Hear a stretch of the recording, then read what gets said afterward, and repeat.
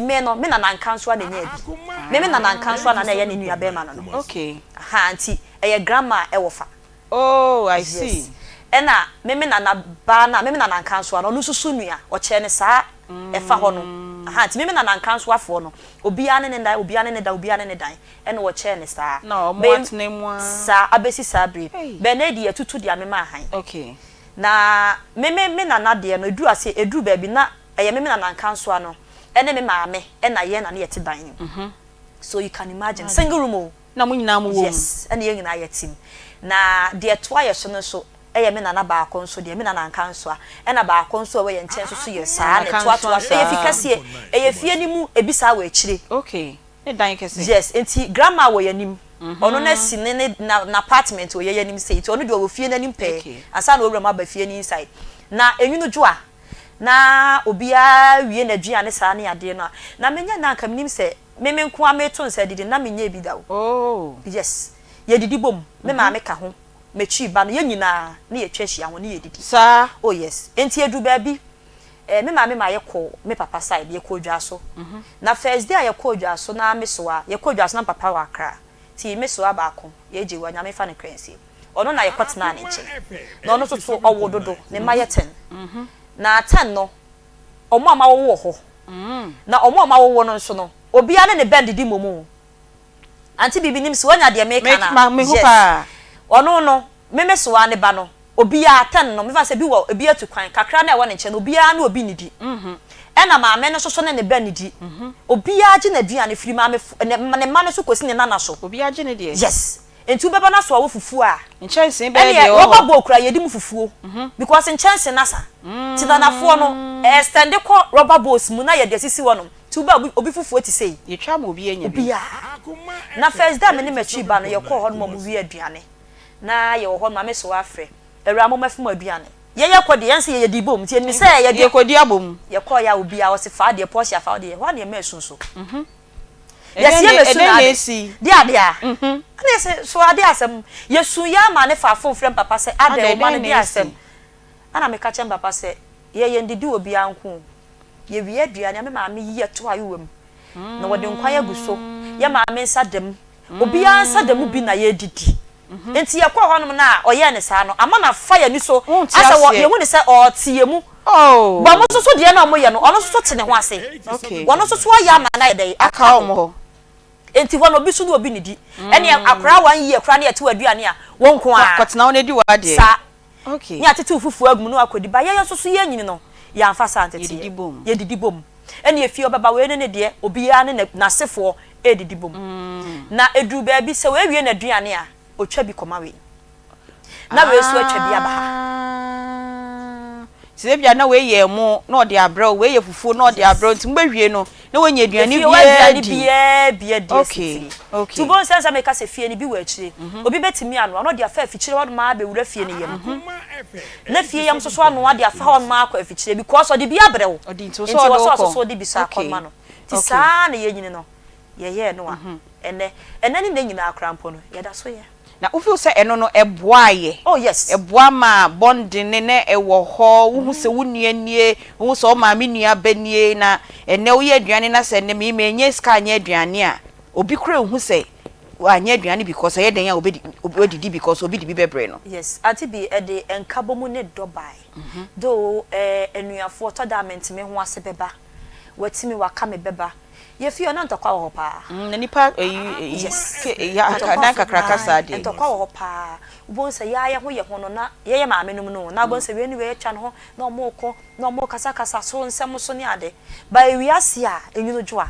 aduane ne de nkabom eba edepa okay we be kwa akoma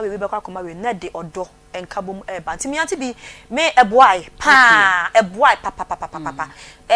enye se makro ha na nko a okwa akoma dan ya ye fie hono no na sa wo ho sa wo eno de namre wafo ne wo mo so ye wo mo sa etwa kwa ha de we kwa ha na sa nti ye fie be si na ni nyina no omo da so ye bi da so ye omo mo da so te wo no ebi da so ye enkanka ne ye kuromu kwa Akoma dan ebi da so ye enei entesa eden na masa empapemu na ba modernization single room self contained ene obi apene de kitwes no hye ne baby eno nti ana Aunty Bea no na eno ka ho bi na de aba ena afen so kura no me hu ne se ne ya yadu na yonkofa no odwo ne nhye de ni ho ene se wo to compound house na upon school ba na o ma me nua bi kopadi ne ho asem komo waduane a o ma me fiti ya na ode akutia wo de atenie na ode ba ena bayifo obe ma baye ena be ma me babaye ena masoma asema me ba aduane tini ebrebra mama ne ama okay on one aduane na ode ahye ne dem one ne ma na o madu sabi wo bayifo de ma ne ma ko a onkote na aduane bi nkomo obi na china bi ebi kura na ne bebe yare ne yare dada nanso yesi aduane ode koma ne nti ena amasa ansem nyina ba nti achina bi no onkomo obi aduane ba ye time on ade na make Aunty Bea na satam no sa na be yi ni wa na eya me nwanwa sa fe na bayi aye kese abayi agi hini wo o mayi mu a ye se obi nu na aduane kro ntimi mu obi bi ni utimu so obi nu aduane ko do pa unya aduane ya bedi nanso u kodi o ma me bebo obeka wa hyede mabro okay e o mu se wo se ye tia ye ma na o ma anya ehwa ha nanso wan hwe ya beya ma ebe didi makọ ba bi no se wonni ho na watu kwan na so wakodwom na oba fi school abafia ekombeku no all right yes titi obi ka titi obi che bosumi ya ye wo mi ye Ghana month enti say na ye ntim bom to said ye first na ye ti bom no say na ye betimi aye masa odo na ewo ebusuem odo na ewo yes titi bom no sa odo no betimi eno obi ni obi ti the same house kra the telephone number kra onim ye be dan ni asesa Aunty Bea edin but ade bia no wi aso ka so be ya wontimi nye se ye nya winter so honhom na ye si gina ye ema ye ho se ye pese ya ye betimi aye ene se woni ni panity fi krom obi nkase kofa na danfo twintwan ye bia so ni ko wura ne dem ko TV abradi si wo dem sorry na fa konya kosi ne kwa no ne mo ye nkomon kosi ase ne ade na wadwuma gu a wonya na wosi won mo kansem debi but the bema na ba ne se o sorry wo ni fi a na wachia no na eti sei ense hwe obejo so wonso ho ye ade na wokọ o ebi am ikokuro mensi oba mesere wadaro ma me nema ya mesi eya na wayi ama me e bani free school ba mesere giskai o dia ma na to aduane ohun na saa nema no betimi de saa nkabom na emre bi atwamu na e wo ho no asa de aba na nya saa na wo no obi ti fie na ade eche na hwim onchia no good morning crab no obamu wewu because onchia no ti onim de ekoso wo ho kra okay me kai na ade ache na wo hyedem na bibi me kai baby ana meti first be Minister Kwame Jedu de obonwumi na I gospel artist na onim se me fifie ntempa nti ade bi na me yare ma mba adwuma ti o hwe Aunty Bea there by this time o san kaneka obetwem ensi ho so no na unite the same area like the same house nti ebo be se 10 no say still canis it is obi knocking me ina me Jesus Aunty Bea and I want fie na so na mental point me shedem okay do you need something so me okay I just want to be indoors me who say car now 10 so wo enti na ka me sheda ni obi anya free wo ha so me wa shedem na nsakra na obi ehun se me hye ho enti ye de no be so adwama membra ho na so for final thought ye hye na ye nyini no bro nya e ba na ye nyina ye to atene ye kofie wem ye kofie oni akwaje ni edi ni akwaje ni edi ni anu ni nyina ye sa enkabom na tete no na ewo ho no nei eni hosa ye betimi aye te se de bibi se ere ya wo so adwe nkyere na ye betimi de sa odo no ba biem because o komo obi ba tofi bro nya kra te se de kan ye o komo akra ni beye ni ti ye ne ya Aunty Bea tofi odi ma me be na ni ti aye ne ye ne me fam tofi nhye me dem era adwa kakakra Aunty Bea me da se Aunty Bea said the rakan edene if you send no efia nkasa ye hu esini ewrem enti no obia ye na adwen se wada ne ho so but enama odo nhye da ni ho no Aunty Bea se ebe ye pa de a ene yia na wo se ye ni enya me hu Aunty Bea na ho te sen me nka ne se ojam sere saa ne no obi a de te because Aunty Bea yi ne yam say ewura ye me hu nipa ewura ye me bibia no ne ewura di nkomo na ewura me be ye we ma o ewura me kwa adwuma me eno obi timi kwa na mo hu tomato satete no na otimi to o me kwa odwa so na ntosu na de efo na mato bia me de bro na me kodwom na me to ntosu de ewura beka se kwa me de be ya ye de e de ahyem Aunty Bea jitu ojam siri ye wita so saa ene wuhu na wachia no se bibi na opesa wo yema na Aunty Bea betimi ayama no wo de yefa ma no so obedu ne dem na obeto atwene a because minimo obi a na ekom de ne ba Aunty Bea mi free mi pem de ko na miniska etu edu na meto ma akwala no oba ye wo bo akwala na ye aduane to twene mene ha me feel say maye menya me so adwuma because akola ne tia wo tem na wonye mbaaye no mimi ndidi nkɔhye dem na bia akola no ɔnena ma ekomye den ede no Aunty Bea gise ojam siriye ye enye saa tete na omo de no mo titi a na yeti efiefiem ye saa de no Aunty Bea ntimi nkɔ enne kwahwe de we sisi yadan enne tete dan nyina ye bu ni nyina egu Aunty Bea ye bu ni nyina egu de na ye efi twehye a ebula dan finfie bi kwa nsuo ni onom ye konsutini ebi ho na yakwakwakɔsa no Aunty Bea ne ye bubu ni nyina ye ni mo store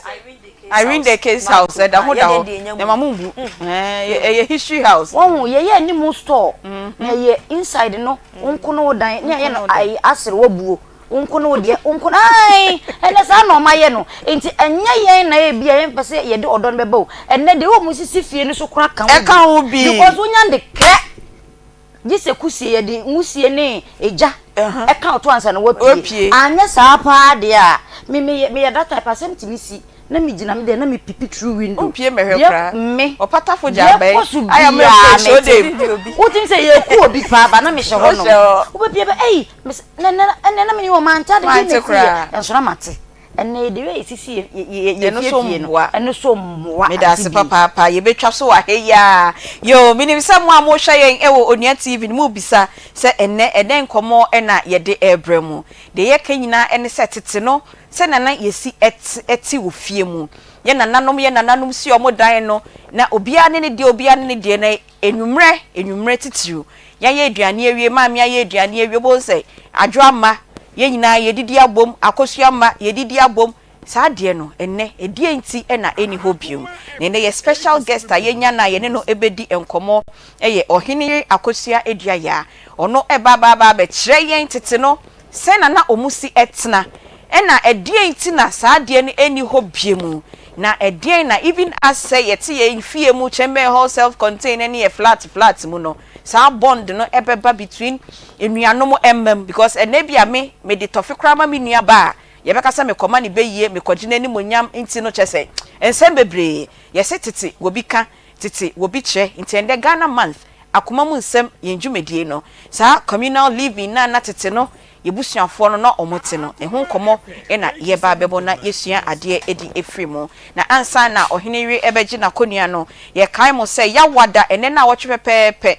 Akoma boafo project no na ye bepa ho antuma yakase mo amohwe ye na amutie ye no enso no enkra bi wo ho no ma na o ma yare fiti o mo nkra bremu a na sebio sikampo a mo de bekwa yare sabia na ho ayeden ede ama wo no mo o mo be ha se ya no mo besu a kire ne esu a kire mo na ma boa ye nkakra enu nti na ye hye se ye bepa sa project ho ntuma ni ahye mo semu moa mo hye ya hye mo hostika ne de aye foto bi de ato ho se be ya saafo no bi ba ye nso a na eba ha nye de bia ne se ye baba hyeska ewo mo ho sanso ena yenim se bimo enya pepa so musua ensano nwuma ende makeup ni beat ya eda akosua ohine ya akosua dua ya akomi ebi di dadeda mensani ade ska wo mpa obi pese osua bi nanso sika ode bekwa akosua no aye den di ama no boafo ne hwan boafo eni Akoma FM boafo eni Media General enu nti ne ede sa Akoma boafo project eba na enuanom a omedifi 18 years to 30 years and now almost Mr. Aunty Bea for age ni bika ho nti me ka 25 say dey me dey do 30 after 30 dey yenti me emboa mo nti 18 to 30 years fo nyina wo pese wusua sa dey ya me kan liquid soap ya ye eche ya ne ye hyehyehye fashion one bi fascinators bridal fun liquid soap any sa niama ni nyina local drinks no ye pese ye bom ho ka na musua bi na de bi Aunty Bea ye school na yeso ye sresre nkofo no enna kakra wae nti so pese obesua se adwuma we bia free number we 0530 507849 0530 507849 yesramo ye pe omo kumase sabre ya ye pa ho tumesi se ye ide ye pe kumase fo nyame ya adom na se ye be tenetene ye ntaban mu na ba other regions na akọ other regions no but ye pe omo kumase eno ene ye pese ye de start ena Akoma food exhibition enso ebeba so 25th of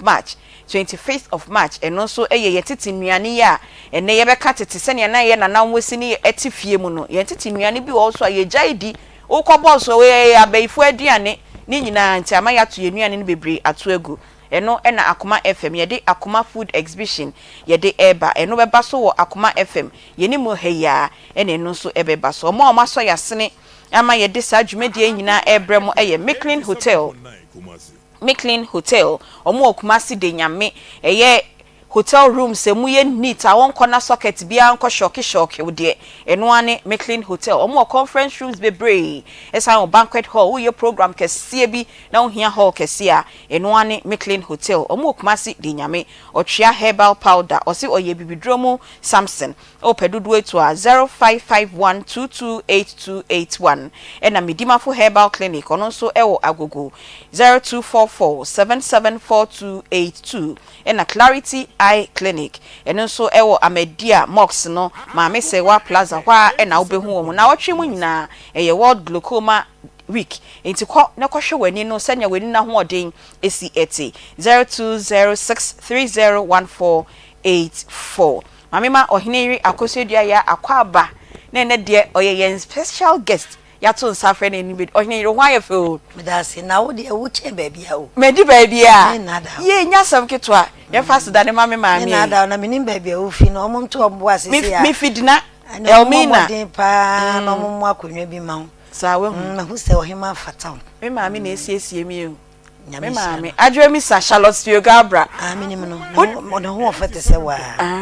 okoto wanu ma na George Gabra sa mi chia opa ayo eni onu wa ni ama na makodja me de da mu so ati eni era eni glam bite na makeup omo so siesie mi ayo nyakopon we sira mo pa adwa pegi so ye backing vocalist yenye ni say nto omo a na de in-house enye beti ene in-house no mo de siesie mi ho sa we no wato bo ase atwa picture na de ato ahwehwe because ene ho ayefe Beluchi wasumu a ohine yire akwaba ya pacho boko de radio dum na so e me so me ho ye pa nyame adom ese tete no me di kan sha se ehe na wo unyini free ye ena ho no se na ho asetena ne sitiansa ne abene ye nkomo yesu kra ndawasi era me de me ye kra se ni pa o sanse enena ewiase aye simple eja me ka se me ye kra se ni ne se me nyini wa hafo brosankro hafo brosankro ntino ehonum on se kane no ana sebe kane a enyame ba ye ayewo monto odunum kwasem ni ka akura na ho odene sanse se obehwe a brosanko a make old town ni new town na Aunty Bea we brebe na udru old town hono mansuo ta so de ka na koye dia ti asese bi a 1 week de ebeto o no kre me na da ende kre de if you say wuntumi mforo popo kan ebepa enko chese enko anka ye ntumpo na samre mpo de kra ka ne mu na ewe nti medie menyine wo ahafo brosankro sign another time na eho na setena mu esiti nti na me start say me yekura sini no brosankro for mo fanche me ene de me say ho anya yekura se if you say ne ho din yie obi bonum was ya avukukum edra no pa na body ju de gem ya na mafia avukukum no kwase mini ahafo no won say ehwo no ye ebia bia abofo ene sebe wo mu amukọ ge kwaye no ena omu beto aye ho na no kwase mini say ehwo ye hwire mu ankasa ene die nyame ada roma bebia kane abaye no ebie han na saa bre ne de ne ho ye wirem nti yesra no pa efuom na yeko nyame kura na ye num binum adom na yetimi nya akwanya medical school zanze se mekaya bro sankro no old town ni new town no se ufri old town on primary no obekọ bia primary 1 na ko 6 na saa mere form 1 no agisa uko new town na wo de ahwe o hwe ne eti kwanya wo betwa na menya me ye na wo tanko binum wo kwa plantintin ebinim wo kwa kurukuru ebinim wo kwa mensia ni nyina no pa bia wo besore na watwa kwanya nkasa ansa na wadru school na ya wo kuro no na ehwo no so se de me kire me mete hei anopa bia mbeko school ebia kire me kwa afuom ekofa aduane ebia banchia ye pon ye beba bedie ana brode ansana ewia no so asana me dwara ko school sana me dwara ko school na nye no nko anopa me soro ya me fa bucket me ko nsuo ewo wirem on se ene de Ghana ha ba bia ubie pipe soro de bi ye de ni ko wirem ankasa iko nsuo ndu sana pa be ko nsuo be 4 buckets ansana won so wanya bi adware bedu school mu no wa ye late ni abu ansana wo be wiasa akọ wirem akọfa aduane abalo bedu school mu na wa ye late ye bebo papa eno no saa mere no tijafo no na mra bia nse o mu pi ti no mo bu ankasa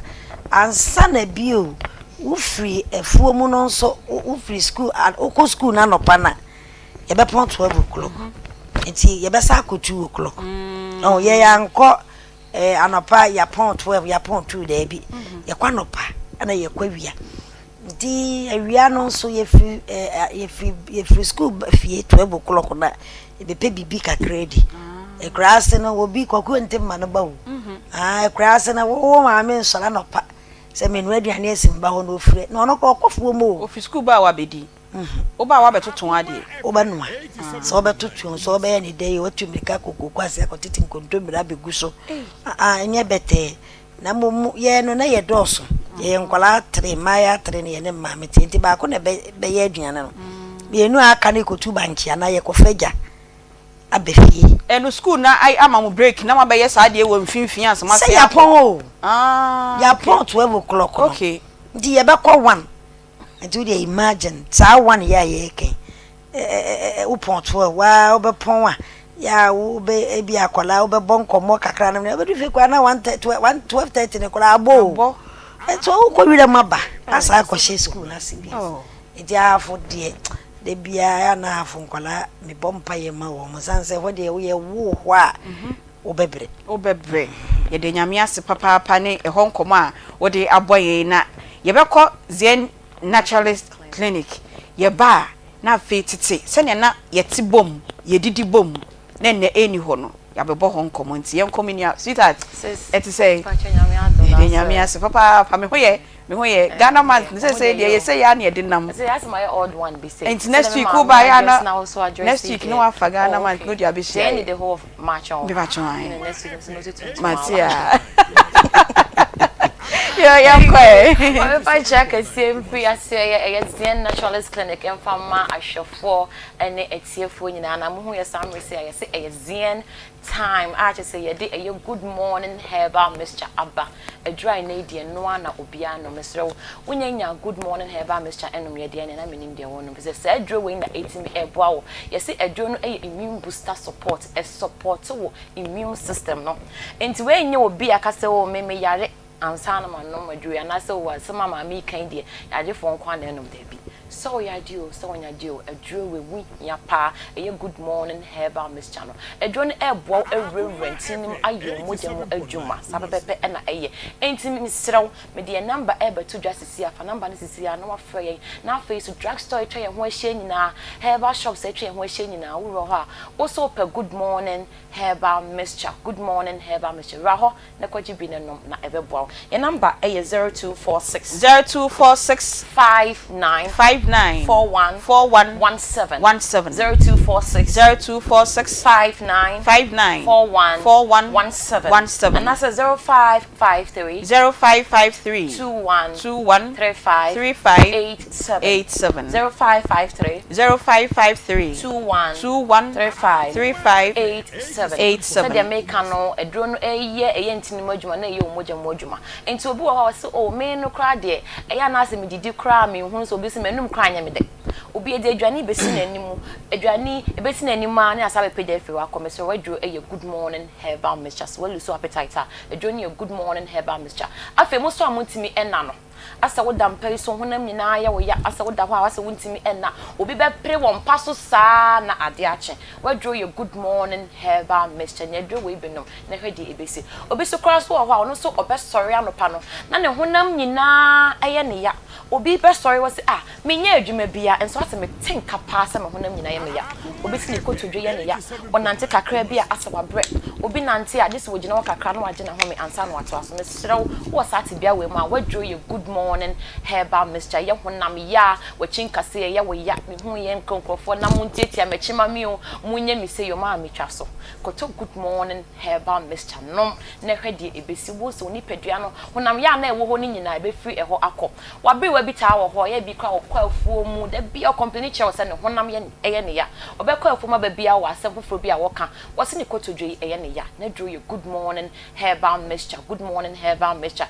boa ho ma honam ya bia saaso ne ye nananom ye nkwokrafo yi o mo ho nyina draw no eye good morning herbal mixture good morning herbal mixture onya draw we bi enomope eye honam ya wo ti nyina na chinkasa ye ne ya obi so se ne to asentini twitwi ne yie draw ne good morning herbal mixture asa wo shempabo ase wo ho ase na wo na ase ikra atatai me obi ada bia no be complain che we nya good morning herbal mixture ene nyame aye na adom ni nyina ekọ enti wo tie na ase wo shempabo ase na wo yi wo na fempabo na wo na ase nyina mu ayedu aye kese aye good morning herbal mixture nya dro we bi enom na afi ni nyina ebe free eho akọ na ahoto aba afi ye ma ese edro we de yensem pa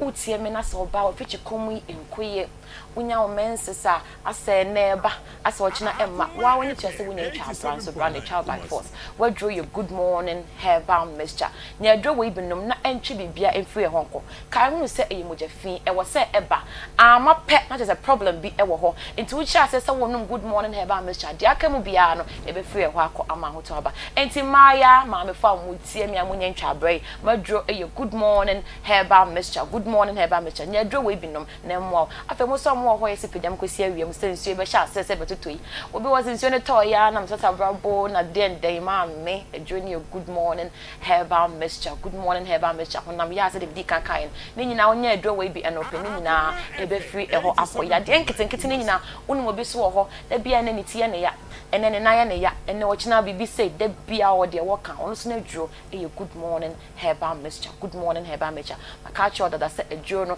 e immune booster support support immune system nti eboa a fight ya de bia woni padua ni bia ama ni nyina etu ase krako afa yesi infections oba aba wutie me na se oba wutie me yesi a healthy vagina boost your confidence into the confidence level no e from dia ene no waka echi adwoni a good morning herbal mixture nya adwo we binom ne ma na moto to this session ho ne mama metwa som sero nya good morning herbal mixture ni binom na ensisi wo ba de o se du rather ma you say yes oba ni afenka bone e ho na ye wo hene sasa obi wo cross won ni kunu crashie ma wote yaw e wo ho wote yaw most times na infections ni nyina se obenya good morning herbal mixture anom unya bi enom pe be sesio ama sa ha we mu nyina afiri ho akọ your number is 0246 59 41 17 0246 59 41 17 and that's 0553 21 35 87 0553 21 35 87 that's na papa no so yenya amomo utie infections nti ubeme kra ho nyina yekro ehwo sasa maka cho se adwunu eye adwuma won tinenim nti se obema no kasa bia ne yentine de adwun ye adwuma wo mu ankasa yade bia afi mu akọ afebu ho se ne won ni Johnson na ye ne problem wo Johnson just wo chim ansa na Johnson aba obi se ne be ma no kra se kro bi kra wo ne be ma nim obi ho wo se wo Johnson kakra na se Johnson na te ko na wasa Johnson kakra mesrew adwun ye good morning herba mixture good morning herba mixture ne adwun wo bi enom na sa ha we mu nyina e be fi ho akọ na afi mpaso agor no pape good morning herba mixture na no nche wade bi right I say ho be quick start and I saw the power quick start oje wo quick start na wanya a good morning herbal mixture account sa combination we wunya bi oba bia just Dr. 3 days as say na benya surgery we bi oba na said dem awa brand nya agro papa wo tie mi a wo de wunim say obema na wo kojo to no but try surgery we bi na hwede ebesi enti good morning herbal mixture dem sire wa e ma bi empa ho fie di hia ne say wonya fie 12 years eko enyo betima no good morning herbal mixture na be boa ama bibia koso ye e wo ni peduanim me sa de number no e bi chat so me so number no fa ne sisi ya no afraid now free all herbal shops pharmacy shops udru wa so good morning herbal mixture good morning herbal mixture koneko to bi na ebebo your number is 0246 59 41 0246 59 41 17 and that's 0553 21 35 87 0553 21 35 87. Yes, Dr. 3 days. The doctor with a time. The doctor with numbers. The doctor with a time. The doctor with numbers. Yes, yeah, that's why nyami enshaw. Na yembra ohini yire ho na yentwa yenkomo no. So ohini ye nananom no. Eden ti na omo ye ne se ye sidan a ye si ne fihia. Na enuanom te ye aduane wie a ye twa bi ma obi a na ye didi kra to nsa wo chance ba akum ne nyina ye didi.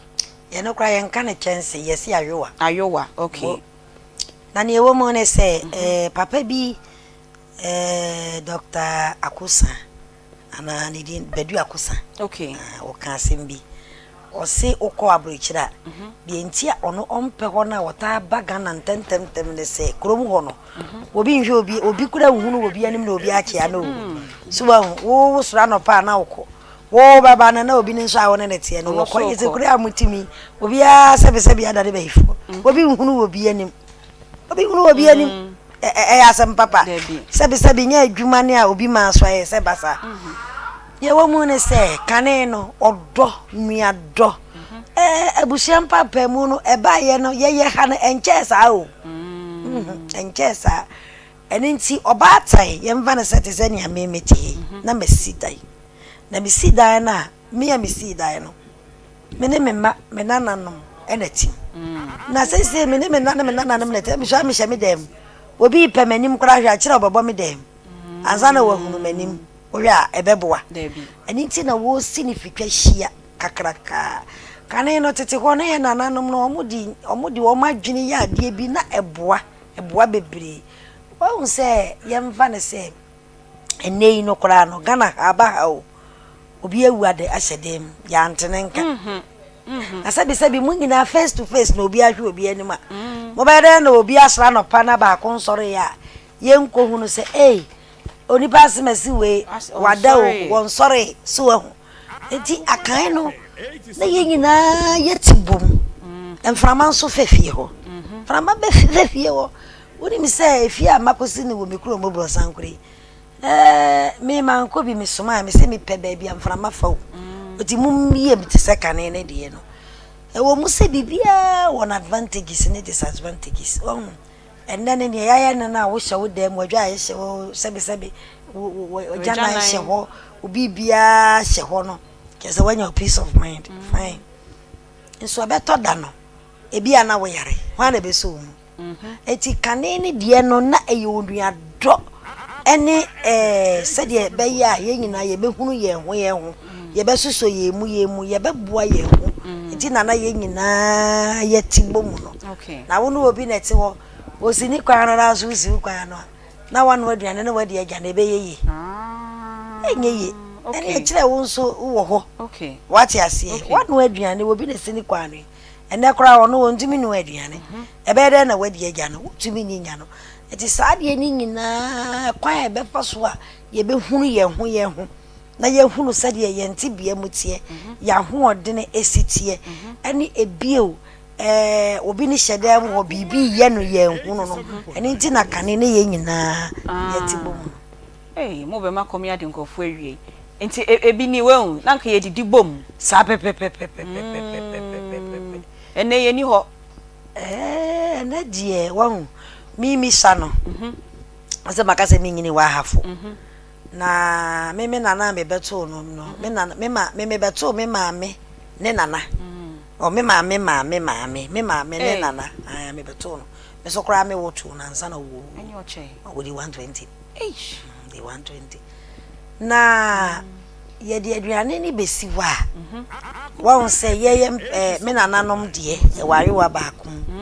me maame no mo de me maame ne me nana nom didi bom ena yenso ye maba wa na maya na ye nyini ba yenso ye didi mom me ma soso edidi bom so ehunu maya de kense maya na wa empanimfo de ena enkwala de ena nkwala no nso kura maya de enko na me ma so de enko ena wo fanom ye ne wo fanom nyina na ti ne fe wo fanom de na ye de aduane de besiwa na ya tie mu nyina aduane ne ye de besiwa ebia obi wo o shejare o ye na ade obi wo petom wo ye na ade obi kura wa abontene bia wo prapra ho enti aduane ne besiwa on say me nana no say me nana no ma de na me de beka bi say no na me hunu ye me nana no ma na me beto wo no on say makasa me beto me ma me nana what you say me ma me nana adwofo dwo me beto no e na me ma me ye me nana no direct nana ekuyensia ono nso me beto no na ye mfa na say omo so no omo ye anuafo miensa on so omo ma me de say wanyini me ba e kra no wo ono ana 100 nimpo bi say me nyini say me di 20 30 ansa na wo na bi nti no ono de woto wono abi eti ne mba no we no ma miensa me beto me nana no ma miensa nti we ne mma no omo de na we ne mma no omo de na we ne mma no omo de na ye de aduane na besi ho what you say nti ye betiem nyina momra medidi number 1 no wasa tiem bim aduane na bi no nyina mra medi nyina mra medi teta no wa man come and see that's right be answer them people na so na esiri wo mu ne say akura so na mu nam na mu na ebi wai tikitu ebi na daso enti eto da bia obi kura enya bi kura but you see aduane na yensa dem na ye twa bam kese se ye say ye di aduane no nti no ebra na ye nhunu se nam kura na so enti ye di first one awie ni won say ye di first one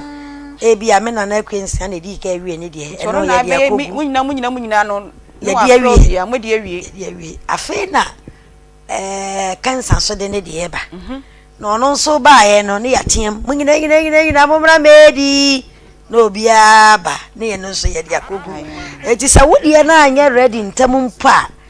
eto da kra wodi ne ye ntumi ni o mami ya me okay sa watemase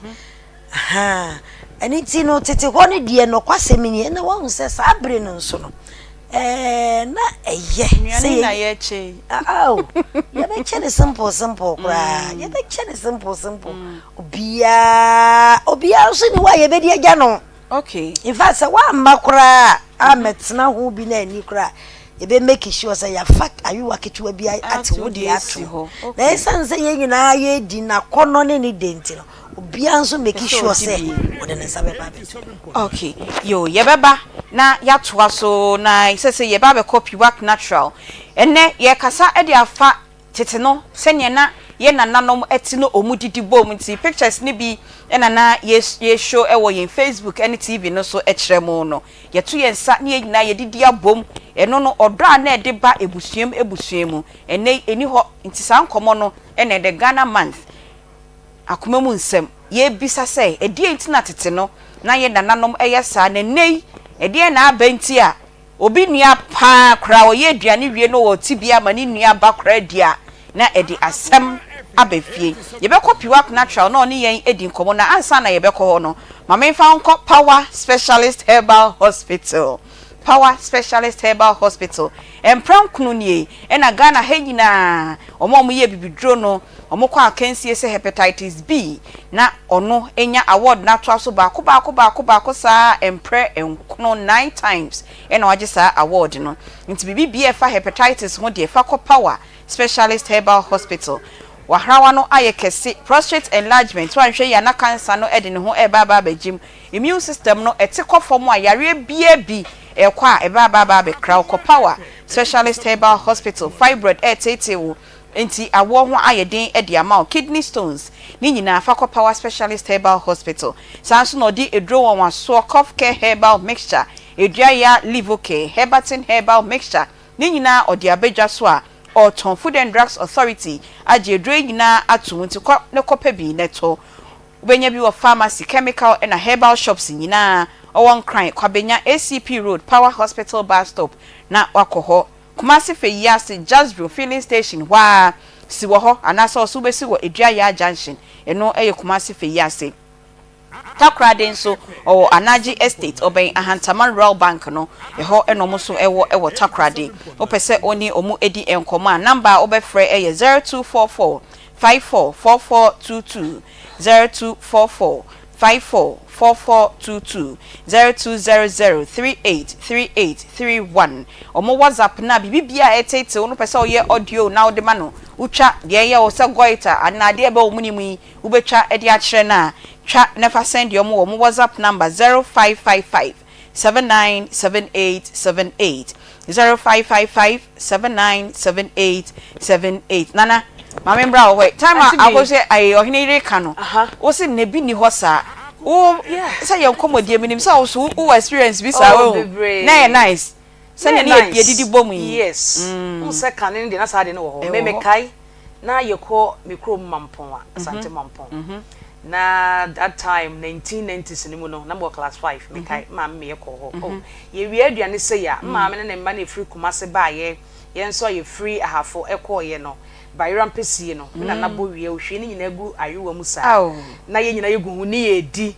na muso wanka na kasa wunni adapa obaje o me na nansem no sa o kasa wunni a ai ana na wunni ye nyi wudi e ma adana na wunni di no ada ye nyina na ye to insa didi ba se mre ekọ animu no exercise enya asofo ya ye bebo beyi exercise ye kwa ase emu wie a ye yi da se ono maame ana enuafo no ye yi maame ha na ona nanso eto no odini di enti niam asesante afia kokora no a obi agene de obi ade esi na so odi na edru ye nei ene ba to yon kopi waka me da se ye matiefo nyina emo bibia akwaba edeba Akoma FM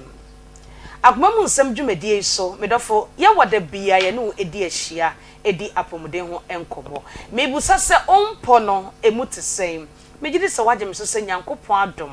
ho ye papa ene ye nkomo tiawa ena me ne wo edi 3p garlic mixture edron waso edi abadwa so a ene enipa nyina enum bie unse ye wo Ghana month eti se ye edi Ghana nuane nko a ene aduane mi wo kura wo boso a ene maba wa no ntimi nya kura ma wo no wadi enso nkatete aduane na ye udi na wo num 3p ka ho na aboa ene cheche wa na yesi epe o ene yare bebreba ne ekuye enti na me kan fu 3p e de ama wo se e wo se nipa bia unya 3p e wo fie de wo benum wo fie de wo te wo ka mu so esimu a wo benum adwuma mu so e wo so nya baako e hye wo loka mu o loke no oba na obenum wa de wonim de enti a se ye kame se o wo adwuma mu a empofrim wo betumi ayare empofrim bi betumi ayew ubora oloka mu a wanya 3p wanom ebe boa ma ho sisi wo ho so esanse ene wo yere de fie ba ko mienu miensa adwuma wura beka to se wo nte apo won se da anya fit untimi mua productivity nti ai wa kwotena fie medofo miye nka sa abrofu kakraka ibi mfa nkyere wo pe 3p garlic mixture nanonom ebe boa ma abre bia no immune system no enkomo no a ekotia nyarewa no omo ho beye den hwe enipa bia ne immune system ne ho aden no malaria chime ene maha mitiye meya se nipa no ntan ho ne sa da bia wo ye fit or ye active because obekofie na 3p garlic mixture e hye kona ho baby medofo Oko anajo kete so wuntumi nna. Ena krokro echi amanfo sa anya kwam na di no o. Ena no na emma na afa mobile phones no na ehuna mane. Wo be mia phone yi so a timbo be 2. No na so te phone ho. Ontumi nna o enye wono a. Obekom no na bibi air press no. P3P garlic mixture nennom. Woni made e betumi aye wa wuntumi nna. Wo ja so te a wuntumi nna. Woni di ya wuntumi nna. Onnum so bebrebe a wuntumi nna. Enti di ye num nsuo bebre na ennom 3P garlic mixture. Ebe boa made bia no body ne be ye fresh. Obi mpensuo nom. Eya num nsuo ebe boa pa. Ye number ne frɛ doctor. Nebusa doctor sa wo kokete so wuntumi nna no. Edi na timi kofa ba. Obi nya pressure wo kokete so wuntumi nna. Esi che ya de wo kokete so wuntumi nna. P3P nenno na emwa. Number no eye 0248 92 92 88 88 24 0248 92 88 24 ye danda system ni mabi nso ema obi kwa kete so wontumi nna adwendwen me pa cho wo odwene am na kosi die so sika na wo odwene ho no eye adwuma na di sika ba woni adwuma yi a wo be danya sika enti ka kire nyame no wo mo a ana bon ho so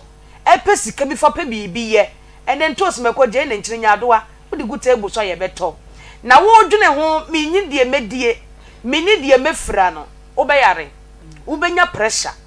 enti ye be ka cha wo se susu dwene na akokete so watumi ada na wankonya pressure na nku ntem ena adwendwen ko nipa bebre enso nim sa adwendwen le ku no eyesa wo moja so te o pressure kosoro num 3P garlic mixture na to adwendwen bigu na bo ho so ye bibi na adwendwen no ebe kofom abra cash eba obotom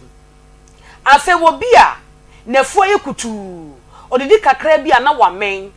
ehwo na asa ne bofuno no ulcer ebetumi aye wo saa yaka cho se 3P garlic mixture de sa wodi 2 ulcer asia wodi di wi a enum nsuo num 3P within 15 minutes na wonu nsuo aguso ulcer no ebe kokora onna nwene ho se ulcer na ekosa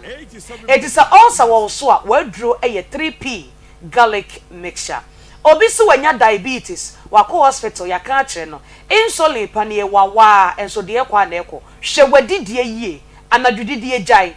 enam wie bebrebe nso te so enye sa diabetes no enko insulin panie no be wosa because of pancreas no entumi mpu insulin sio no emetwi glucose na akọ nipadua ni mu ewo mogya ni mu nche me nipadua no obi se esi kire ne ma diabetes enye no koreda aduane a yedi no sugar wom ekọ nipadua ni mu a ekọ wo mogya ni mu abra digestion ekọ so no na emogya na etwetwe sugar no a ewo aduane na ewudi yenum edisa pancreas na ntimi ampu insulin no na ametwi glucose no sugar no ewo mogya ni mu na ncha me nipadua ni nyina na wo sugar no na glucose na eta mogya no entimi nko ba bia to be ko hospital doctor say wanya diabetes entini esi didi ntem susu winnam wo didi ntem a wo nante a wo kọ a wo ba no na digestion na ekoso bon say wo nkomo ni nyina eyi adwuma kama abre bia o ahoto 3P garlic mixture de ba be cho de wo se wo ye na wonu aduro ni ka ho a aboawo enye aduro ni tonkwa na hia ye enti na abre bia ye da number 1 because the nipa ne be ye no onu maduro ni guso a na ye adwuma ntentem onasia tatai wo don so mi na atom pressure timi ye osa diabetes timi ye osa P3P garlic mixture nom na emwa oba obu nsa emaye wo do ye 3P obi de ajai bakora num 3P ebeba number no eye 0248 92 88 24 0248 92 88 24 enchina me de me nko twetwe no AC no kai se anajo o sori dwunso bebre awia udwunso bebre wudwene ho a wonte ase enye se wonom nkwan bi ana wonom nsuo bi ana wonom tea bi ena wudwunso bebre wodi a wonom nkwan yo wonom nsuo wonom tea yo dwunso ne ba bebre ebetimi aye enam yare bi ena ehaw infection bi ena wanya ana bema o prostate no problem aba ho ana wo ba bema o dwunso twa no problem aba ho dwunso twa no so problem beba ho prostate no problem beba ho a ne nyina ye moamoa eye bacteria eye infection per 3p garlic mixture nom twifa wuntene mu ene umoja mu no obedwun so atoagu ebeyi sa infection nyina afiri ho na wonya afa ahode kumase boru akolenak heba dani heba kriske heba obenya 3p garlic mixture hofu onko Albert Sam takrade eye AA Mensa koforidua eye Gapson Pharmacy mumuni away enterprise wa baby a cathedral ne wono a wo fa kwadwo heba e wotemale wo de Ghana ha baby a wo bia no Bora Pharmacy Shop and Herbal Center. Baby a trumbi bidro kwa wo se o pe 3p garlic mixture. Say the wo hwe no Onia TV and Akoma FM Facebook live no. Sa na dro ne tie pepepe. Twato phone so. E mo obi mfa 7 na no wakotokoro. Say the dro ne tie na iche nipa no na onyima. E dro ne wotoam ne tie kokko e hwe wa ebo. Wo de kwan se bo ho abete kwan. Okoto na ente saa mesrew enye 3p. Enne nipa ehu number ni eje na ye sorry yankomo twetwe ne so number ni ye 0248 92 88 kai se aduro ni ye 3p garlic mixture yankopo ya adumada sene eno be say de ehia ye that's papa na nyame enka ho mame fa nko God's Way Funeral Home bibi fa eyie ho de eno ane God's Way Funeral Home omo okumase asafu labor kokobo dan dada ni mu na obehu God's Way Funeral Home udru hono ma ose ope uncle ato se ye fundaka abroche de Ghana de ubenya bi ewo ho bebi a ye no ehwe siesie decoration ubenya bi wo ho emu na oda empem no se ombesiesie no mbehye na tade ni nyina eye God's Way Funeral Home na afei so ose ope wreath ahodo ni nyina bi na ope special one customized one ope so omyema wa God's Way Funeral Home sibra obeye ede amount owo omombe peja emu no ede akwasie ye hairs ambulance enu bi na open so a ebi ewo ho catering services eduane obeche weyie na se owo MC for ifro na eyie na osan ewo sofo for burial service no ni nyina eye God's Way Funeral Home omo numbers eye 0243 737457 0243 737457 0266194678 Grow Fine Herbal Tonic eye mojedro waso koko na omode aye Grow Fine Herbal Tonic onsa eye tititi ona ye tititi wenu mato oba ubu onsa emayie menstrual disorders ahodo ni nyina bi kope Grow Fine Herbal Tonic na ennom ubenya bi wo pharmacy chemical na herbal shops nyina ono anso e wo card nam kroma airpie Grow Fine Toby na ennom ne beboa obefre doctor no e wo 0244 596532 0244 596532 ohine mayembra oho na yentoa yenkomo no eso enti eno saa na mudidi bom ni ade no enka bomben na edema nananom emamama ni nyina sai na nka bom no esiti dawase na nka bom wo pa ebi se yemfa ne se aduana na wonsa akoye miensa ho aha nti se ba akuni ho ana ba aku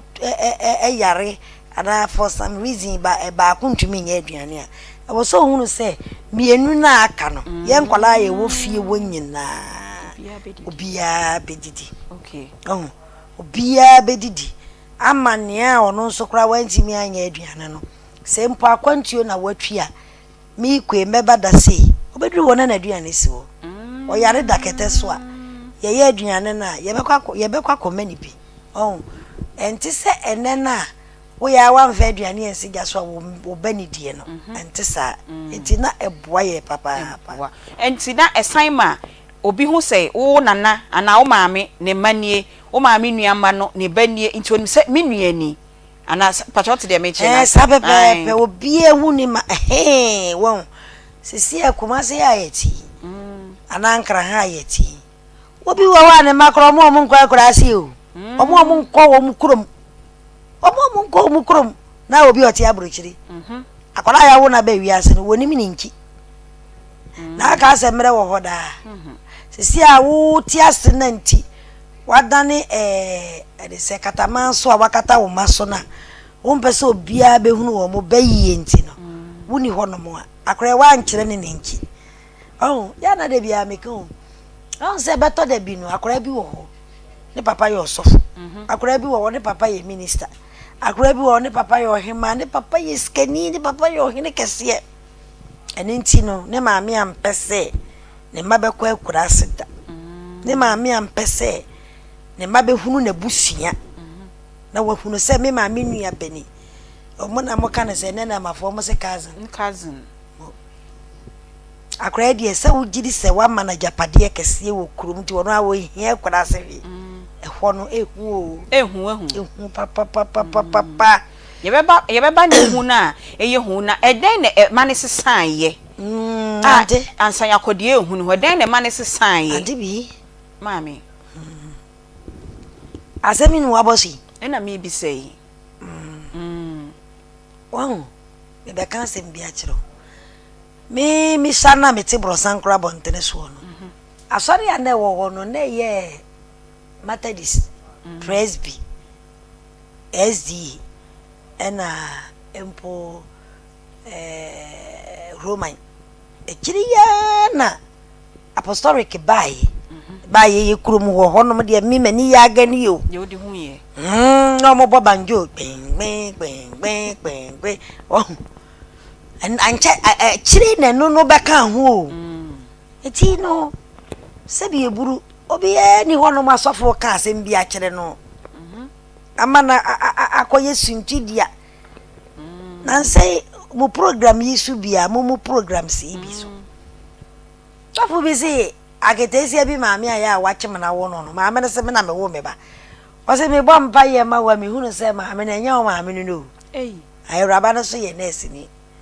o se me de me bɔ mpa ye no ni maame ya me hunu anim no enye no maame yo maame no so ye ne ya to pagya betena mo program isi so eye me ye yie maame na pa hwe me makosu adua ya na mbisi bitiri so ga no me ma wo na ase mango wa so what mimi vango baby asa o mimi ma wo na ase mango amasa konje na me nkome kwaye ade na wo be ya ma me wo sabiri no na sa nso hwe we ni mi nyina ebi ni ho na akiri na we yaba aduane no kura ya wudie no honhom wo we yaba ne ye hwan mu a asori bebre masa asori aba o asori bebre aba ye papa nyina aba de ebi nso a nsa nye papa nyina so aba ebi se aduane na wudi ni sofo no beka kira o plane se aduane no o yare na ya eye wo no wo maami na ya wo mu fie ho no tuntum kakra bi no you see obese wadwene sesia ndi maami ne no na aduane no na wotia mu a mo nyina mara media obi e ma yie because an ke kan no mo de no aduane no se me nso me nyini wo ho di on se emaya no we wie suku anu afa na bag no ko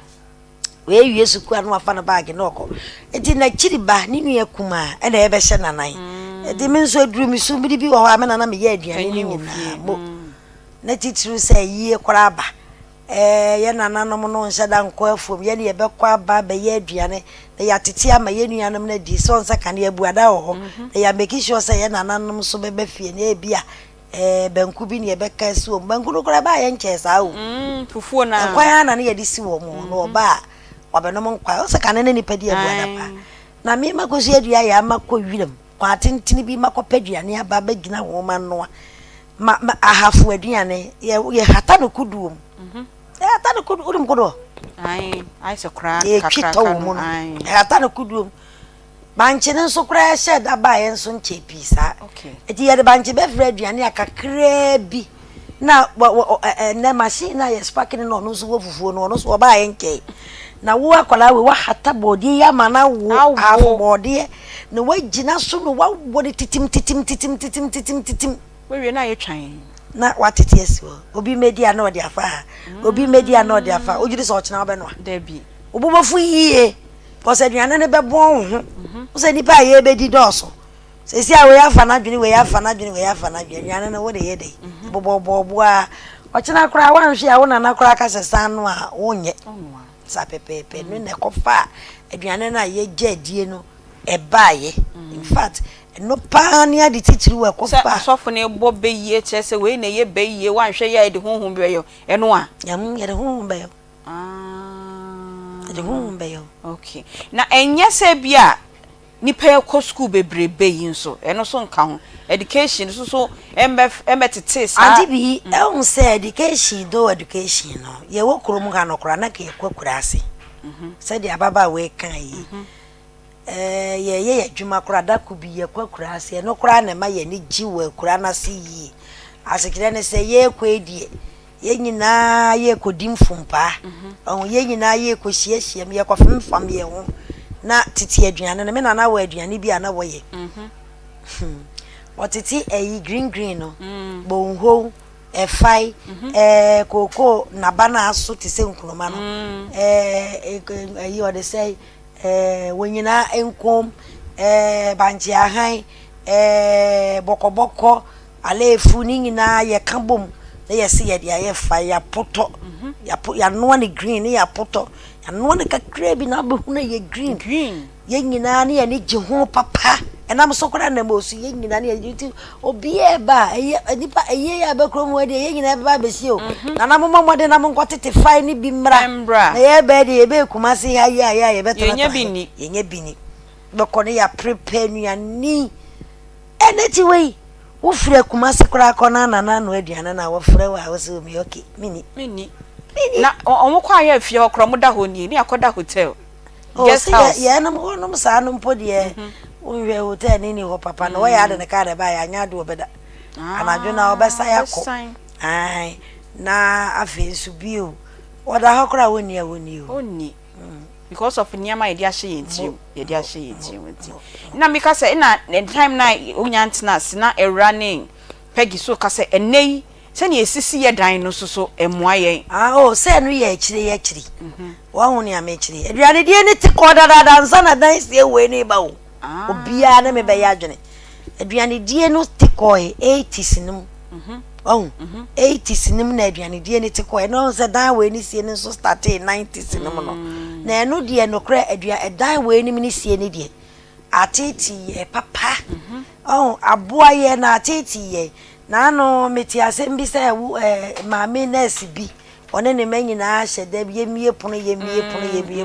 me wira hwa ma jinyase me wira hwa ma eda wuti me na be ma me wo fa obesraye edura radwa kregro konkora ya to dadi ewe mu konkora ya ye we konkora wo se na kumase fo na musuro wo sa ma trap mo ho sei ade ti kwa na baby am de ntimi ma ha me ba ha na ma adwen yem se me de prison na de ba ni bebrebe yes ofa kromfu wo se akromfu atete akromfu amani pa ho nkire no but ni nyina achi no edan we no so style ne de e ba foforo no be kwa na mani ge ho pa edan we ni sie de ba odi pada sani sebi agana mu nyina amokoso no sa ahomete ndi wunya bi wo da mu a wugidi se ebeboa nanso ne boa no so ekakakra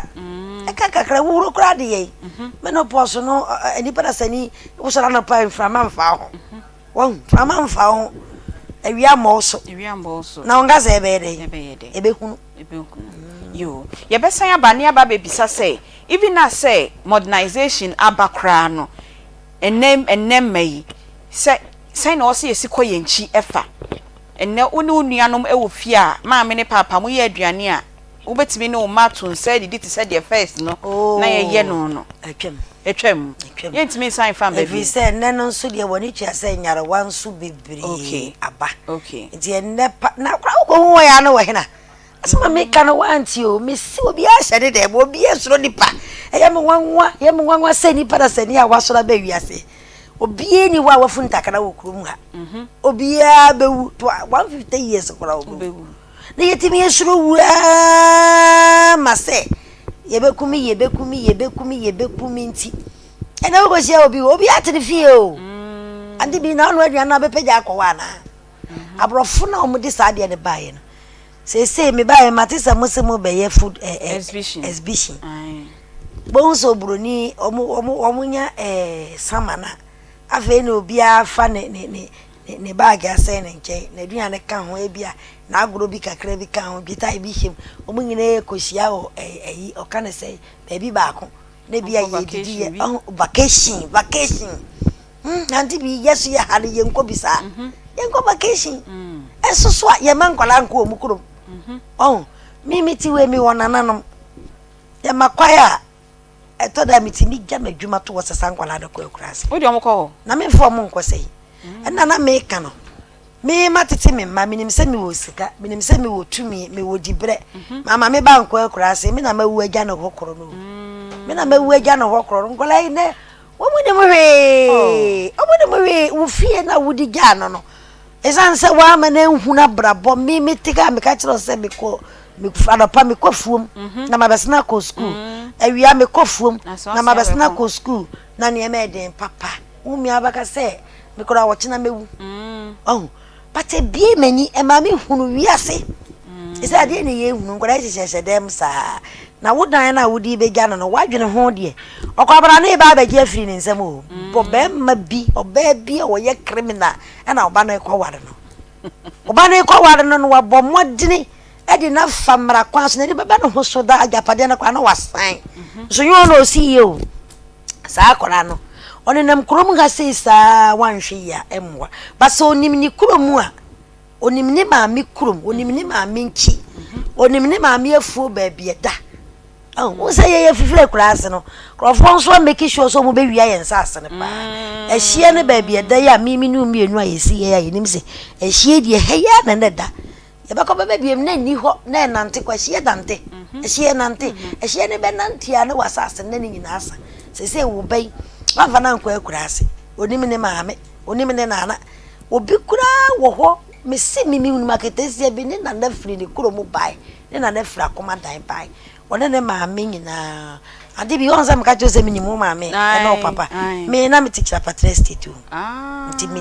in fact me ni mu ho mo pa na wonso me ni pa ewiase na me teacher patresti okay oh na efo na se mi CEO ne maame ne nana ne maame maame o anye se ne nana ne nana maame a me betu bi no we dia ono ankasa ne maame direct ne maame ani mo hu ne nana enso ne nana ne baaye no wa metso ne maame wo fie no hey nye bete ewurade wato aye ha wo de be yi naba wo be kunya ni o wo be kunya ye ere no ba ha maame gina ho ne hu boso gbagbagba bona ni se no ti me hu me be yaki hwehwe me ba ye wo me be yi matis won ti apo me be hwe na me ba ya braba ma be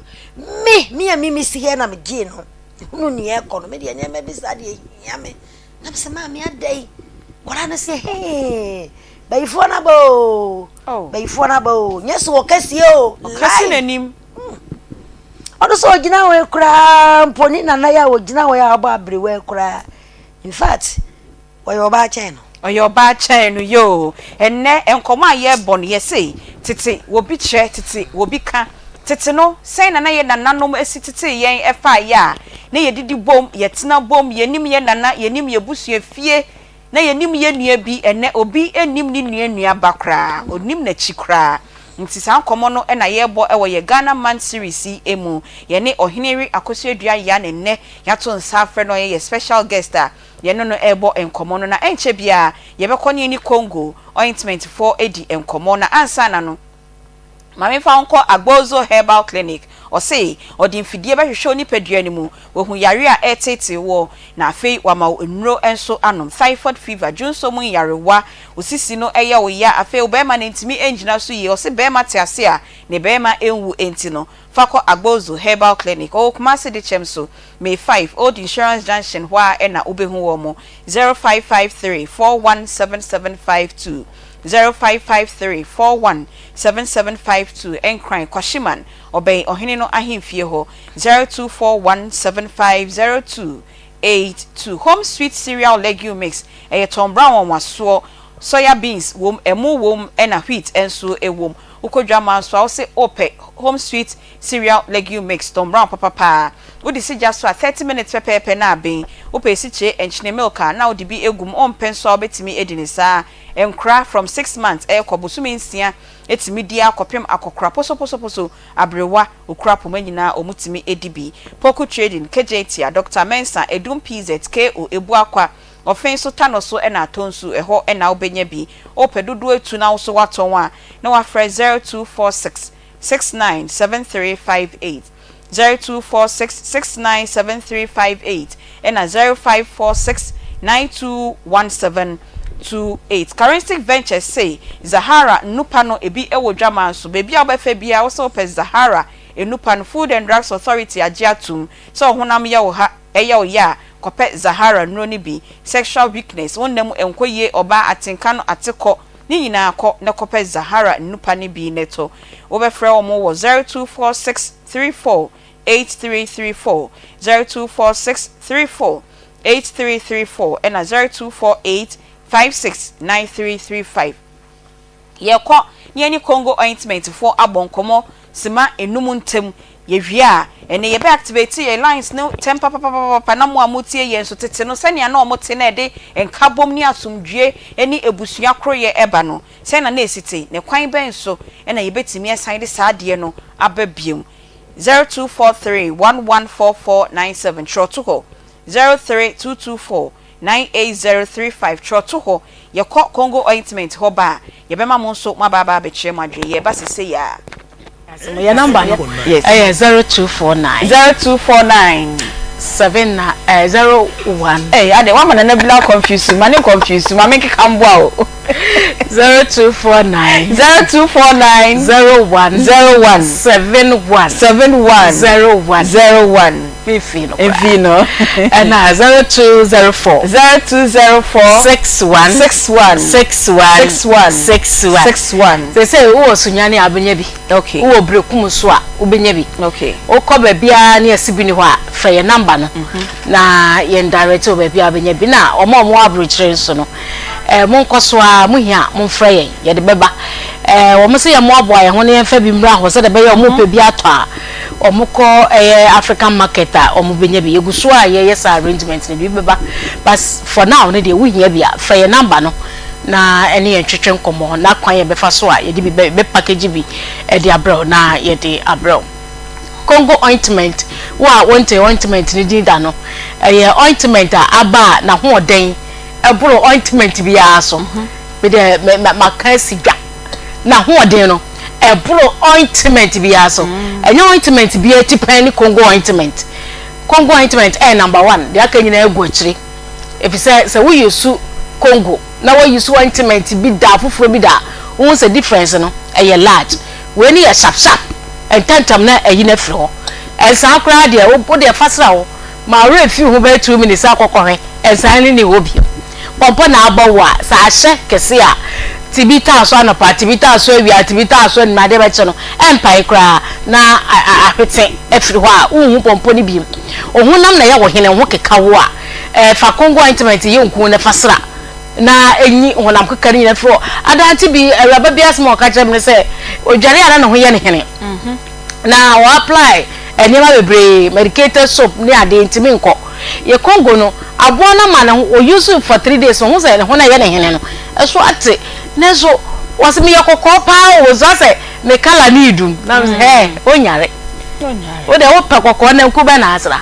ma bo nku ni di so me na be na adwa no abo na me se wa nku ya wesre se no aso kwa ma o eti use Congo ointment no ate na o ho na keka wo no nyina nko o de wo wie na so bet ko so apo wo apo na abesa ya ba ba me kira kwa wa abra na nso be ayewo eti mesra so ho na me wo ya wo yare ya na wo treat yare na me re de ba yare na ko fom ko ade akoso na yusu ointment na ya papa o na ade ba ko wo Congo ointment ho ne se wo ko a wo yusu no e bleach wa e be expose o obe mo wo de kan ho obe kire se enku na wo yusu no jai o natural color ne dem dia bro yes ade dem dia bro because minim lady pastor bi Aunty Bea otese wa o yusu Congo ointment still o se no kra na e ma ne ye ne nwanwa no o yusu Congo ointment because of pimples ne na e we ha no also o remita bo se abegu nanim bebre e na ma ye red mujanam na abegu nanim bebre na o start so yusu Congo ointment no wo hu se pimples na egu na ne de no kwa de egu no titima na aye tuntum eti na ama nanim no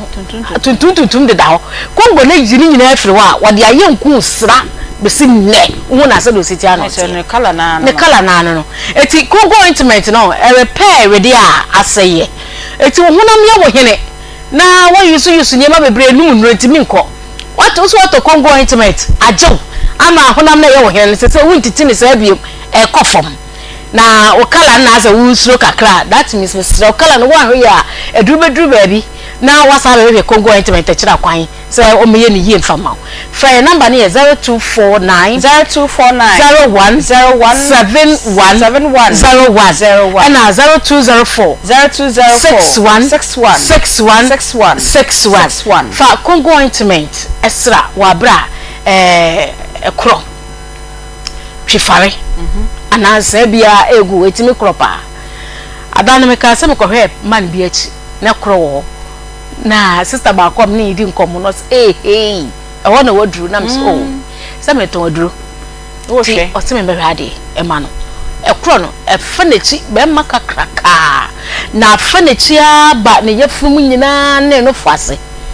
se oyo ba enkantade bo a e ka wontimi nche ti sa Aunty Bea atade a nche ko wontimi nche bi da because of so oya be mo se t-shirt no she ja cover so but onu ankasa kofia wasi mitimi nyi me ho se asu wom na mo fi mitimi nyi me ho enhye ebia a singlet bia me ho bia na bo so kra na obi abepiem so ofi ti tem bia na me t-shirt ofi ya man kongo ointment na Aunty Bea shranka nyankopon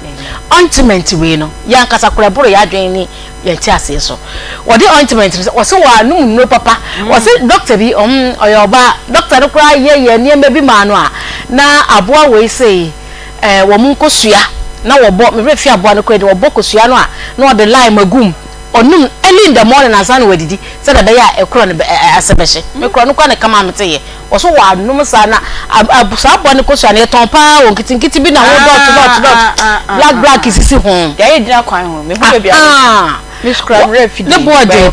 ai what papa o free meeting a wo chem so wan num ne de esoso entimi enko but odi kongo ointment ne sraye no Aunty Bea ni nyina mu hia efri ho eti kongo ointment de na ho de no wo soro yesra mo sa woko na ye de no price ne bro others ne so 1 cedi a enka se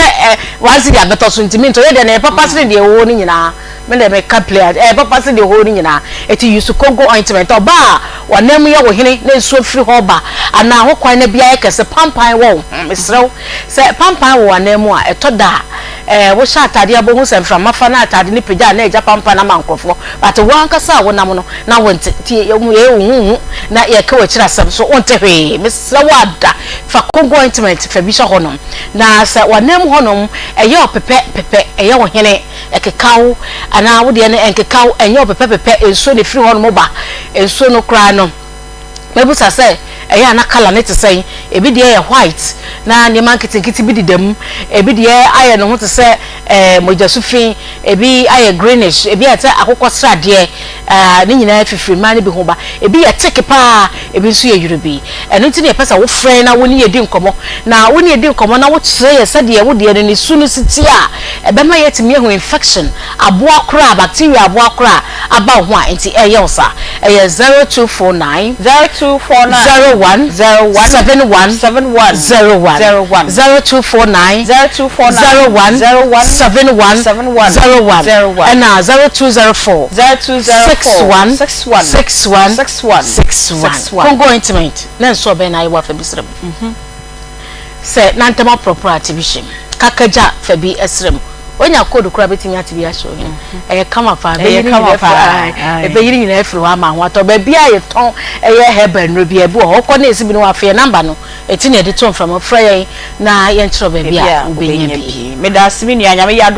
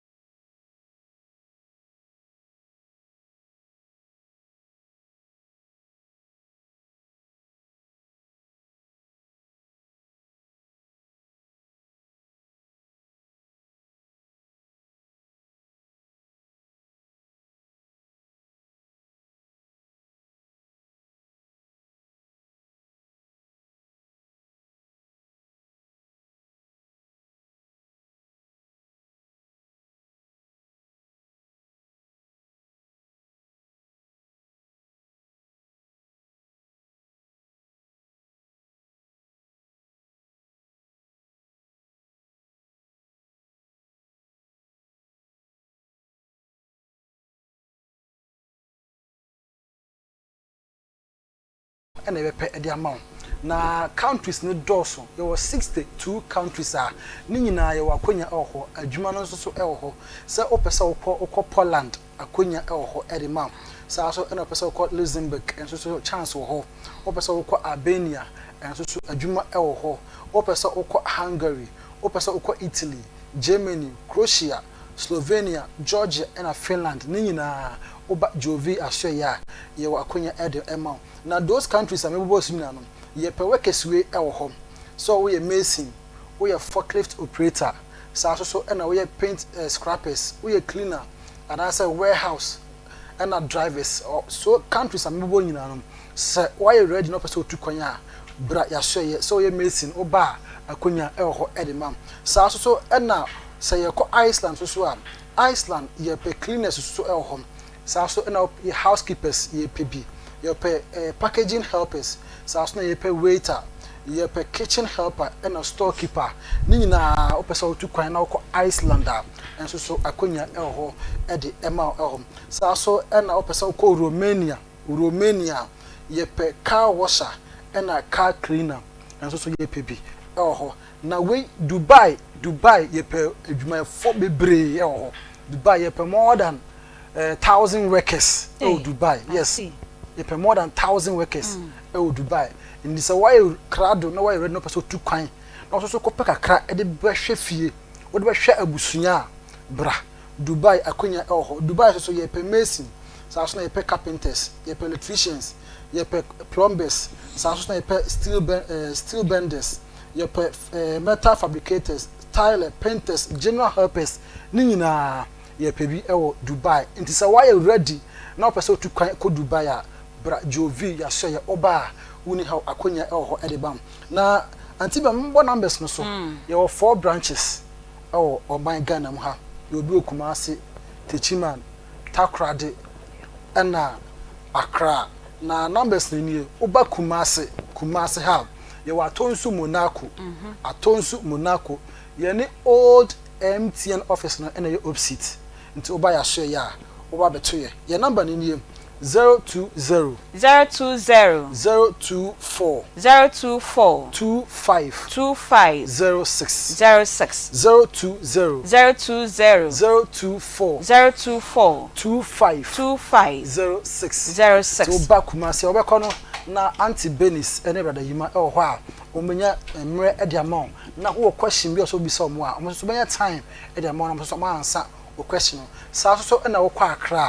Accra yo Madina main station nachi main station odu ho a nachi ye ne old Malcolm ena ye adjacent for your line no 020 244 71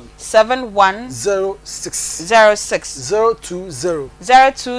244 71 06 so be kono na Aunty Jackie ene Madam Mariam so wo ho omo so benya mre ediama sa so ena okọ Takrade tadi okọ so a Takrade yo secondary trotro station me pa twa hwefo ntini yo secondary trotro station ye ni secondary na mo yo Takrade secondary trotro station oba oduru ho a market circle no ko nkakra bi a GPRT for Abronsan no ye wo soro eho ena ya so ye wo for your number no 0539 0539 14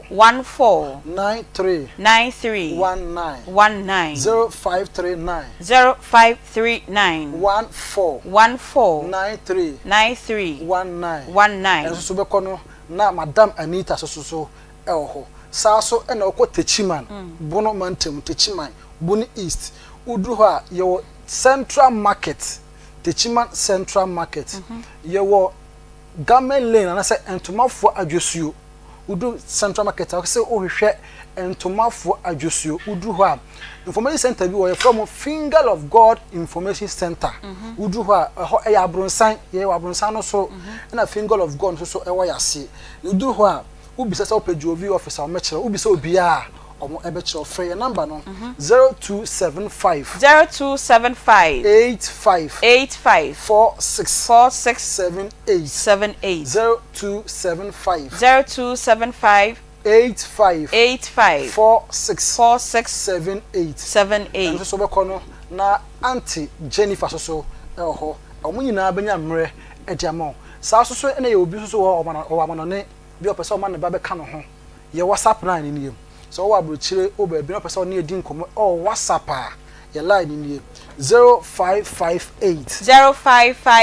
66 25 43 0558 66 25 43 we in ambesi na wo frɛ ya na sɛ wo chat ya ye so benya time e dia ma na Aunty Bea person ko Norway so akonya wo ho Norway ye pe call minus nko a call minus this why crowd no so person otu kwanya bra Norway akonya e ho sa so na person okọ Austria so a Austria so ye pe workers e ho ye pe product manager ye pe car washer ye pe warehouse supervisor so na ye pe housekeeping na general helpers ni na ye pe bi e wo Austria New Zealand so ye pe construction omo construction mo nim dance ye na yin na oba akonya e ho e de ma so na teaching and so ye wo akonya e ho na security ni na oba New Zealand ni na akonya e ho nti oba Jovi aso ya se na Aunty Bea wo hwe TV no so no ebi mu la this week ya mfa Sunday ya on the 9th of March na ye nyina ekojo mo kwan mo tu kwan na me Jovi na mo ojo mo kwan oh yes Jovi no those videos no those to say yibi na e dey amount na for so ahwe say dey ye ka no enye say you tro na na so mo didi ana mo na mo dey o mo koi na breakfast ntina mo pa bi kakra dey pa mo kakra nti yati makodura ye ka mo kodura ka say nko mo rest for 2 days but mo spend time bibi na pia o mo dey o mo akọ okay mo mo sha ase nti mo start adwuma o hwe a mo ko no omu nie na Jovi so ni abre a ti mi aso na me video mo ye ya say ti enyina workers ni na wo mo kuma se branch omo wo Techima branch omo wo Accra Takra de enyina ehia because workers be a client be move for Techima be mo kuma se ya be mo Takra de na Accra nti obi ade ne client e den e baaye na enyina ehia ye na eji omo kwa fefe a obi a kokodura na me ncha de obi mo so omo nyina start omo nti so why crowd na person otu kwanya bra Jovi ya so ye ye benya mre e de ma na mom na e de no enye we campaign yenye we campaign na yenye visit yenye tour e de ne direct employment nti wo do ba no na work permit will be bia ready to wo kwa enye afi na wo kobre enye afi na wo kochira kopa adwuma ye wo be ko no e bia wo be da a wo benya asumdwie wo be ko na e ho sa so na wadwuma wo kwa wo be hu salary wo be gi before ko be duru no na wo hu sika bosome wo benya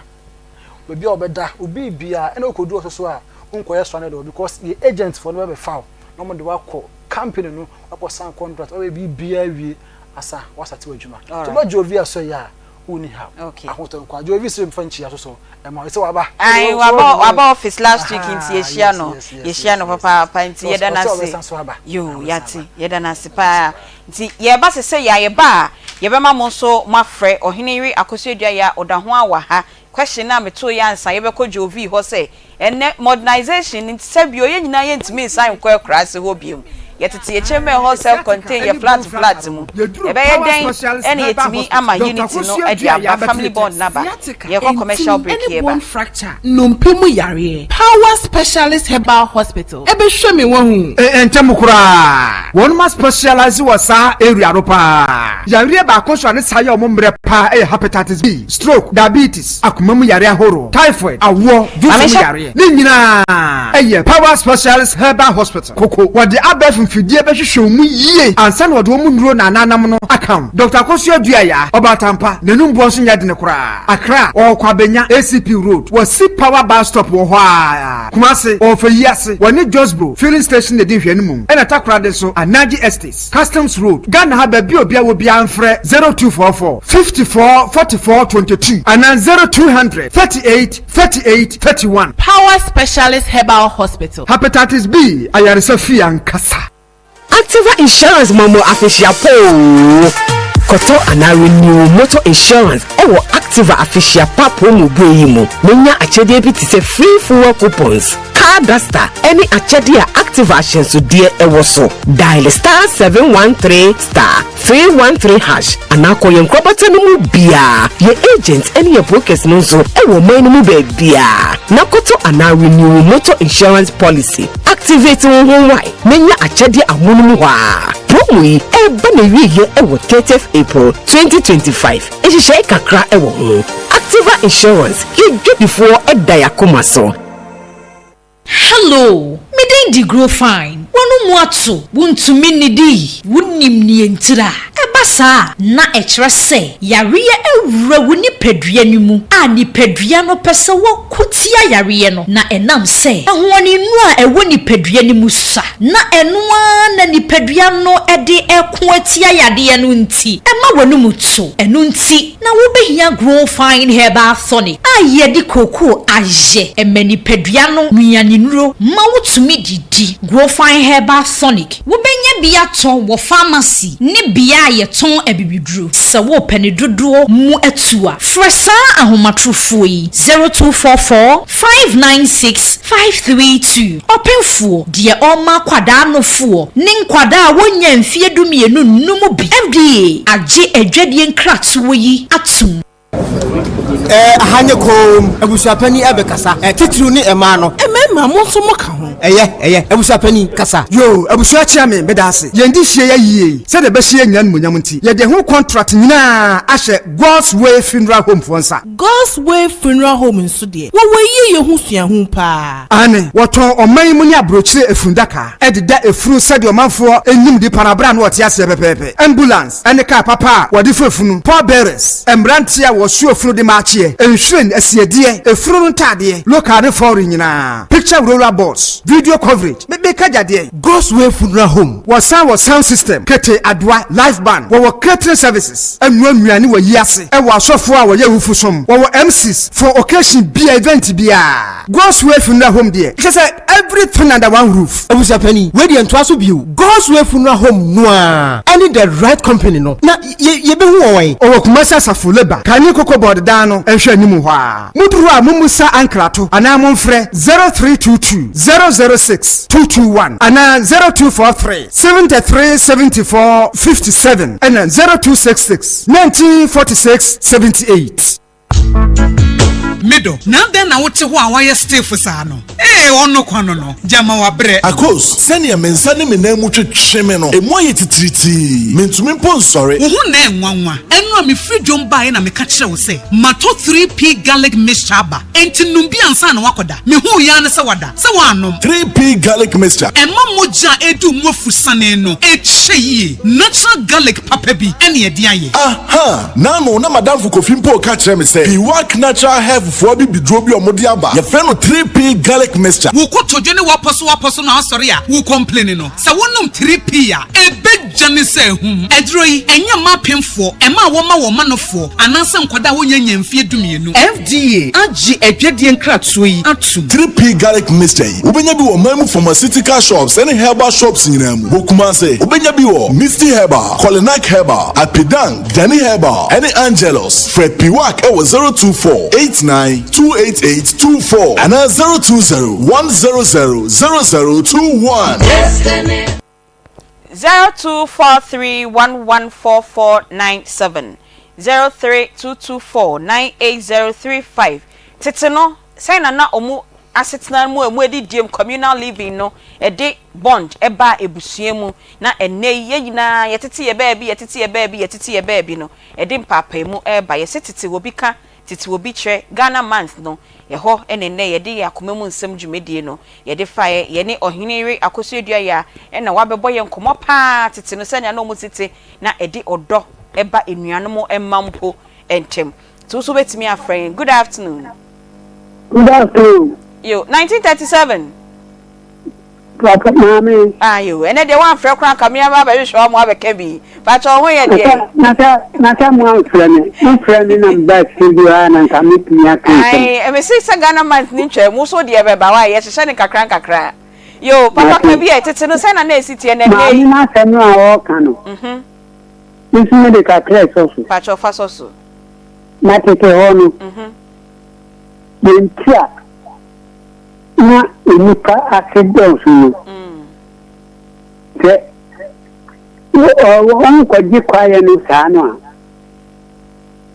na wɔn a wɔn bɔ fikan no ɛne kurom hɔfoɔ no wɔn mu deɛ wo a na wɔn nso ba wɔn bɛyɛ abɛka yɛn ho yɛn nyinaa yɛ sisifia yɛne yɛ yere ne yɛ mma no ne yɛ aba ne yɛ bɛhyia na me papa 1939 na ɔne me maame ɛkɔ bɛɛma ankaase ɛhɔ ne wɔn kɔtenaeɛ na ɛhɔ no ne mbiri nkyɛnsee ni hɔ taaboɔ ni hɔ na yɛbɛyɛ ne dɛn na yɛyɛ ne sɛ nkotwa nnua ne yɛde asisi ɛfrɛ bibi ɛtare dan ɛta dan na yɛsisi ne yɛakyekyere ne yɛatare ewie a yɛde adɔbɛ na ahan no ɛne yɛde bɔ so ɛnɛ bi kɔsi dan a na mede france abobɔ bubom ɛne yɛnnɛ 1937 yɛda ase papa abawae nipa koro na ntumi engyina so 0243 hello good afternoon. Hello. Yes, good afternoon. Hello. Good afternoon, Patrol. My TV volume didn't come from why? Yo, me say, but me play. Last time I me can say, me so me kind me yeti ho. Na me papa you need the yin na yedi. Boom. Banye mama can say. I'm sorry, I say, me pram for me, Mr. Baba, me baby. Hey, it's not for the dear wako. Da, feminine baby wako, feminine muchin. It's really now, you do a chance to the comb. You do a baby back. When the essence of you, you manage to be a carbon and seminity. The Diaco said the uncle you. But the Dima temple. It's so dear, send them. Obi enim ai so be fashion o kan to obi an o be fashion me dance me nua erade nkan ye ho. Good afternoon. Good afternoon. Boko de nyanya di mo Aunty Bea na so yesu adome so me ho ye papa ye da nyanya ase na mama mo mabaso yo Aunty Bea atomna na ohene yere aka no. Okay. Now, apart from say, as of no,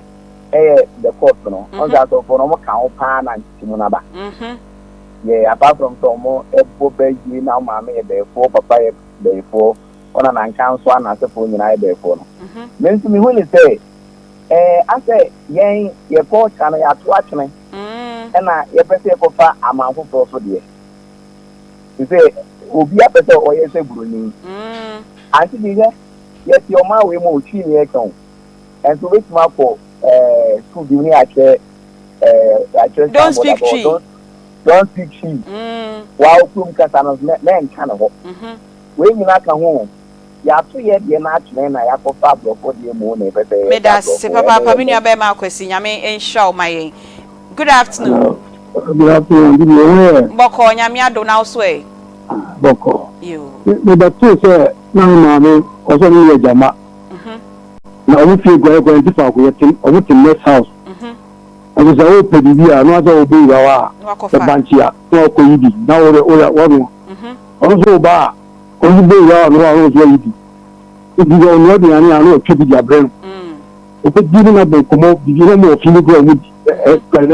open and the Kata, Tano Kata. And they are so for, they are saying, I saw for count. You know, I thought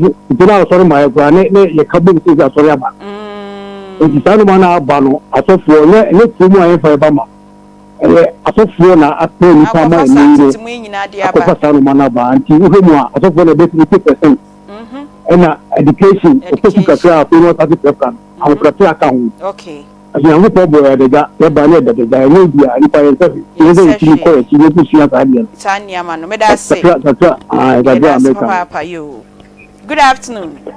Afternoon, Aunty Bea. Captain. Madam. Bacho Yesu adom na so e. The mommy said we two na. Agree on Aunty. Yes. Yes, she has to plan one more. Eba Asante we ni e dia say ni one more. Or happen because of the chair coming as of for no. And I say I didn't come with you about the mentation we see. Of Fabio for life ya ba. On say same thing the chairman no ka say same thing kwada so what say you keep say di. Obi wale mi enu e wo ni fie e ma ni enu nyina ba e na ye be ya dia na ma ni nyina e ti say wo ma be trasa ka mo na to wo ma trasa di di. I'm sorry. I will see any meaning of the okay. You have to know one day, and I have been one day. Oh, by us, I think I will change them in Manubino. I'm not to see me. I know money in I. You. And here's Uncle to us. May that's the Captain Yami Show. Good afternoon. Good afternoon, you. Pacho D baby Alcasefi. You're rich yet, you.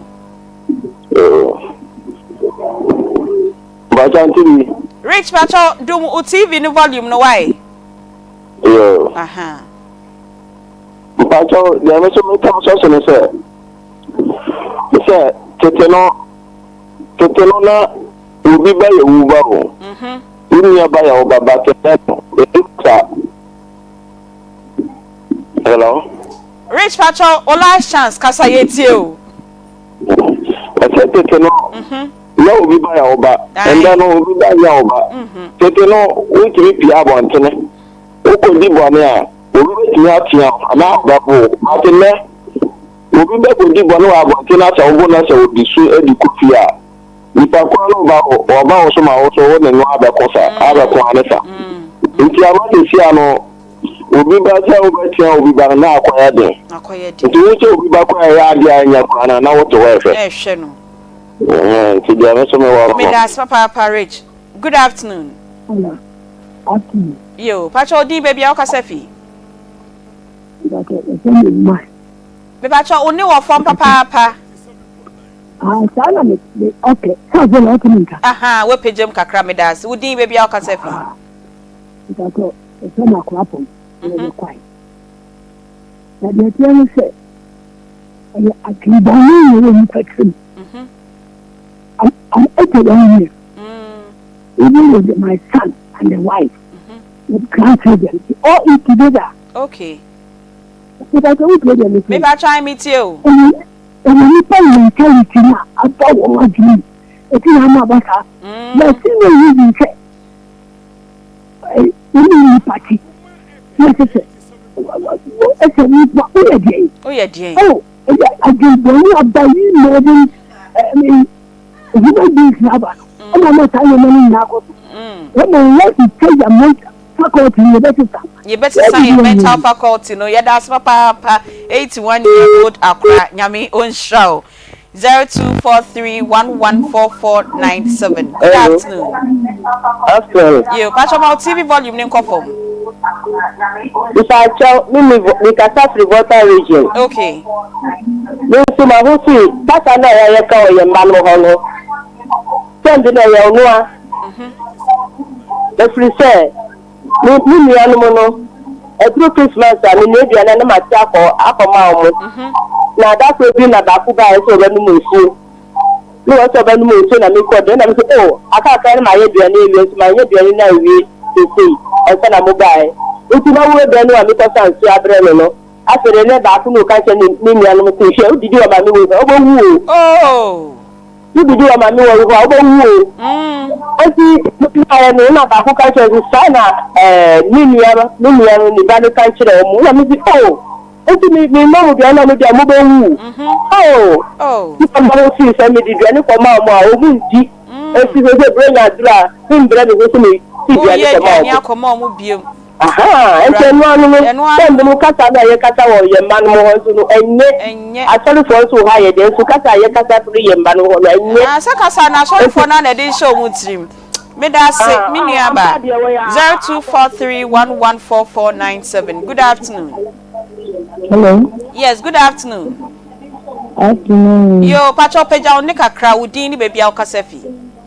Your phone is a little Casefi. Okay. My family can say, and I thought I'm come up. If you said, first, we are good, Danny, a beggar crown, and Kaya did a talk, brato, if you will. Among Kram, a man, and the food. Among Kram is not a bunch, so did you set your food, and think you're against the whole fear. Or by ya, first to come and you pay free fear. No, I won't say, see you with your pay. Uncle did. And so many oh, mammy, if you can know my niece and answer. Uncle, you call the cool day for and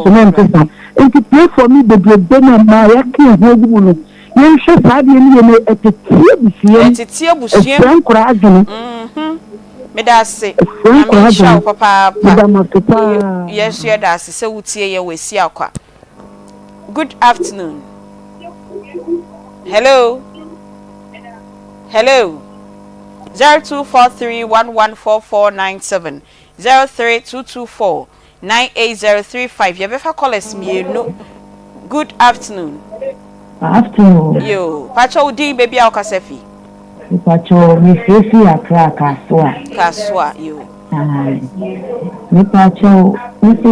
nini jube dia mo so kama na mi sano. Mi na otiti mi nini ano. So mi ye biani a, bon se we ati, uni ni ano mundi. Na we ati uni ni ano mundi. Iti se mi pa be 5 me wo fi wa. Omi na mo be di abo. Ni ko di obi biani a, na wo ma ni ano, wo ma ni ye bi. Wo be ya I don't know why you say. It's the program now. Yes, Yami, shy, Hello. Good afternoon. Hello. Afternoon. Yo, Udin, baby, I'll Casefi. I told me the Ama, yo, Ama, ho, yet you. Mr. So, mention my business. And what I thought in my band, because it's a good for any guitar, the class, you are making the no exam, you are making. Oh, I want you to make it different things. You see that you time everything time. This is how you know, like I said, also to be lying. Then, you will be seeing after I will. It's my first money, you know. If you man at it, man, almost one yard is not. If you man, and some person, young kind of crano. Now, you can't I saw my dream. Yeah, that's it. Yamisha, last caller. I wait me now. So, last caller. Good afternoon. Hello. Wait me now. So, good afternoon. Oh, last caller. Good afternoon. Afternoon. Yo, Udi baby Akasefi. You can take your phone right. Yo, Pacho yetio. Afternoon. Pacho ma TV volume nko from why? No. If I thought, you have to see now. No. Otie no ho TV no so. Hello. Bacha fe de kasa yetio.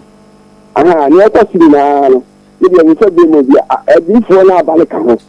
E se ya na me bi fo e sa de ndo be bi fo no. Ana akofa sa nke ni na ba. Obi ko mi bi ya me se afidi ni ri ni bi ya no e ko ma na. Ni kwata ide ja no ko na kwa na ni na fi bia no tu bi be fo. Oh. Obi o ba be di no be ni na ja ma wo ma. Oh. No, so kwa so na so na ka ni se. Ni na me ye no. Oh. Itima namba kwa ma ni fi ni bibi. Iti sai ni mani ya ka. E ka ho ne sa entiti wi na dia be. You na nka se ba me ka se se ya do so. Sorry, that's papa nyame ensha your time no. Na ye fa dia kanema ohene wi akoso edua ya. Ohene enti sa brain na me ka no. Adwen no. E wo se sesan ya adwen. Enna den ya senia even now kofo we skafo si omo dai kra cheme o self contain flat ye nyina yetu aba krom but yetu aba krom na wo say family bond no eyira Aunty Bea me da ase kasa bi me betu no wiase yesi sankofa na osa kofa ye nchi mabone ma bi so pa o se wo de wo ba abekrom wa bibia wo hia bia wo de ama no enso me ba wiase me sa beti kasa bi so break wo na ebra wo de wo mpese wo ma kese wo de wadani nyankopon na wo hwe wo ma so even though wo hwe wo ma no so no wo kora wo tam so a wo bewu wo ti ase woni ya na eye hwan na eye wo kora wo tiwe wo tam so a wo bewu hwe me amete me sister na akam na makita na masa afedie me ye brebre na ba ku wie school na me ben na obi aka kire ne se me ma university am na wie na ma me no obe obebro obe yi wani menyam me sofo se obe se wo life me na me na life no konya na he life na sofo no ka kire no konya na he wo azu wo nkosugu a nkobenya sa life na me fa ho be sofo se akwai sofo se am I don't care kura o wotimase wo ye brebre na wo sibu dana na o magumu didi fan peche kai hunu se wo wo ho kira akola ni ni kurom okay kira ni na busia na se wuni ho no mo a wanka akwantimfi okay woti ase na so wo kira ni wo kurom na onim na busia nti no ebiri bia nye kurom nko na lipa tena bobra o obi akwa abro kire kura abra na mo ha no be ye nemo mo ohun de me fe kura ne se abusia fie wo hono mo anan nyina me ko me kuro mo a me de me ma me bia no aduane a me di me pesa de no kura me petie obi a ya aduane ke se komo na me se me se komo de me nko ade on se dane mo yini di bebre me di na mo de me ni se nkola di bi wono ma ya no mo wa kwanto bo se da ko bi no abesi fie oba ya ne ma me ni hono mo no ya no aduane na wani abɛ de na wase ba wo eti mo ma ye nyai sa de wo no sofo se no obi kan ha se nya ya sofo na yensu ye binim suba enti anyenye bia mpa ke o ndi wa ba wiasi obi anya wo ndi wo de onya dada yare na aye wo na me ma me ba ko kan asem wo se wiase e wo mo bia eduro no obi abone de epo esi agogo government hospital here wa tozu agwe o de me mfa he ba akora mem obia ko gene pressure duro obia ko gene diabetes duro de kwofo ne nam odidadida nuro su bebre woni unu akosia we krase dura no pa obeyi polythene bag obeyi wadura no ono so beyi ni polythene bag ono so beyi na dura no na we ya akora suro we ya obia ni hono mu ana ho ato no eti ati bia bi wo hoda ukomu susu fase wo bi okay susu fase wo bi na dia re ho kora so bo no wa ye pa ogogoro ye ni o fie na obema ni bibi na especially ye no ma ye sabe ye won krokro mu kese won sent ma de ufra to stage bia na ye ma se bia ekwa ekurase fis after all ekurase de e bia wo de be ko afu mu be ye ni so be o de be ye me wo di command si ya pa obetwu sunsun obetwu nsem sade wo hwe kwa brani no si opa na onya atade enhye na wo untade no aye force de gudem kama eja nyenye bia obi enko andu mu obewu o mi enfa sade ne nhye yetiri na ye nsusu beye papa bi onya skapa wato wa no kwa wa ha obi abro san su nyina wotibesi kuma si ameka obo wan si dai o ha dai o ha se abro san kakraka no wa ha su nyina ni yiri we the champagne ye na easy nye the tututu anu bi champagne papa Aunty Bea so busu wa koto asase wa twinsu akoso wa twa blocks e beti mesi dan no wa tweka ni akora akoso o wo sika ko fa sofu me bompa ya so busu osi dan na obewu ombeku no ne yiri kan ye so osi sofu si mesi abewu anje na ne yiri wu ye na anche papa isu wo no so usi yo wensu wewu nti woni mo obewu no na o ka kire ne ma ne se ne private car baako omonton sa because bibia oho sisi aka cement ene ebia enkense anwa everything ne man ton car no na omfa nye fie no oh na no kwaseminie nipa na oto ka no hwe nkwala no mo ye no mo dan no cry think so no ko boss ma Aunty Bea eti say wansi ndi wunwi we wuko eti eno de ya asore no asore na ebi no mu kire bayiye dudu na ama ntitimu na bebusu ebi no mu kire bayiye dudu okay na mom send bia na yesa akwa akurase akodi bia bom no na fie ni mu kurase obi atiri obi eni ho mpo na me kai say obi ati wankona obi ati wankona wa bre koto ade de abeche obi burunya ebi entoma ebi aduane wase awo no wawo ne babema Aunty Bea wasi wawo ne babema na odi akole odi abema ya ma no waware wanye oje onze ukwa ware a bema na ye mame agi bibi firi wo debi wodi acha wabere o wodi aduane ba na no abi kra ma ne bani a wo se be ye wodan no wabere we swa ne pusu no wapega no wakohwie wakohwie no wakohwiegu emre ni nti nkankomo ne de wa papa nenso emre ni nti ha enenne ya wada akoma mu nsam dwumadie no ye di besi ye kasa fa senya tetene no musi eti bom omudidi bom na ema bond eba ebusuemu enne eni hosa te se de ye ken bebre na tutu abakro kesiem adwuma na school ni ade nti nenso beebi a wabetena sa bre no oba na wawo no fa no kohwe ni nchi fa no ko beebi a wo free ba ye mani hu nua bi mani hu nua ba bi na sebio ye de niam bi yi ye ho ano na obegire me ba de bonyam na obekume ba ne sa niam no edintitimu eba Ghana month ye setiti wo bi ka titi wo bi kire enu nti na ne ye twen san komo ya ya ba ba abebo emi giri se wo so wutie ye no wafa bibi efri enne ye nkomo yi emu akoma mu nsam dwumadie eba so adwoade bia ekopim efiada 1240 ekopim se no miensa bebo ne atena se ne de dwumadie no ebrew bibi e kire so bibi e how bibi e tete wo bia no o de brain na ye beka e de amount production number no e 0530 507849